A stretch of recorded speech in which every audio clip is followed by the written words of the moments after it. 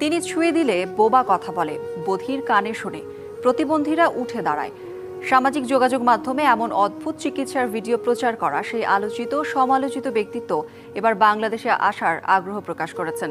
DBC নিউজকে দেয়া সাক্ষাৎকারে এমন আগ্রহের কথা জানিয়েছেন ইরাকের কুর্দিস্তানের ভেষজ চিকিৎসক ও ইনফ্লুয়েন্সার ডক্টর মালা আলী।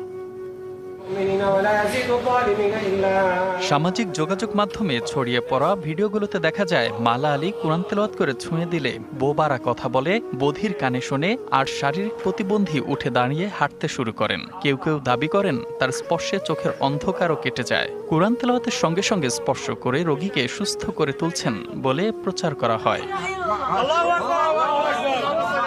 এমন সব অলৌকিক দৃশ্য নিয়ে এরই মধ্যে সামাজিক যোগাযোগ মাধ্যমে ভাইরাল হয়েছেন বিশ্বজুড়ে আলোচিত আধ্যাত্মিক চিকিৎসক ডক্টর মালা আলী কুর্দিস্তানি। বধির ব্যক্তি কানে শোনে না, তিনি শুধু কোরআনের আয়াত করে ফু দেন, আল্লাহ পাক রব্বুল আলামিন এই কোরআনের পাওয়ারে তাকে সুস্থ করে দেন। তার জিহ্বাটা ধরে খুব হালকা করে সে আলতো করে টান দিচ্ছে এবং কোরআন কারীমের আয়াত তেলাওয়াত করতেছে। ডিবিসি নিউজকে দেয়া এক সাক্ষাৎকারে আলোচিত মালা আলী জানিয়েছেন, বাংলাদেশ সরকারের অনুমতি পেলে খুব শিগগিরই বাংলাদেশ সফরে আসবেন। আমার স্বপ্ন হলো ইসলামিক দেশগুলোতে যেমন বাংলাদেশ, আফগানিস্তান, কসোভো, ফিলিস্তিন সহ বিভিন্ন দেশে বিশ্ববিদ্যালয় ও হাসপাতাল প্রতিষ্ঠা করা। আমার বিশেষ ইচ্ছে রয়েছে বাংলাদেশ ভ্রমণে।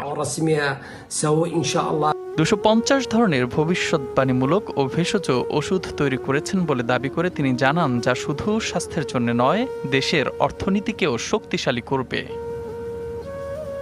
তার চিকিৎসার সুযোগ করে দেওয়ার নামে দালাল চক্র থেকে সতর্ক থাকার আহ্বান জানিয়ে ডক্টর মালা আলী বলেছেন, তার চিকিৎসা ফ্রি। এদিকে দীর্ঘদিন ধরেই বিতর্কের মুখেও আছেন মালা কুর্দিস্তানি। তার বিরুদ্ধে বেআইনি চিকিৎসা কার্যক্রম চালানোর অভিযোগে একাধিকবার গ্রেপ্তারের খবরও গণমাধ্যমে প্রকাশিত হয়েছে, তবে তা অস্বীকার করেন তিনি। আমি আরও বিনয়ের সাথে অনুরোধ করছি, সম্মানিত সাংবাদিকবৃন্দ যেন আমার সম্পর্কে কোনো সংবাদ প্রকাশের আগে সঠিক নির্ভরযোগ্য উৎস থেকে তথ্য যাচাই করেন। এসব অভিযোগ সম্পূর্ণ ভিত্তিহীন।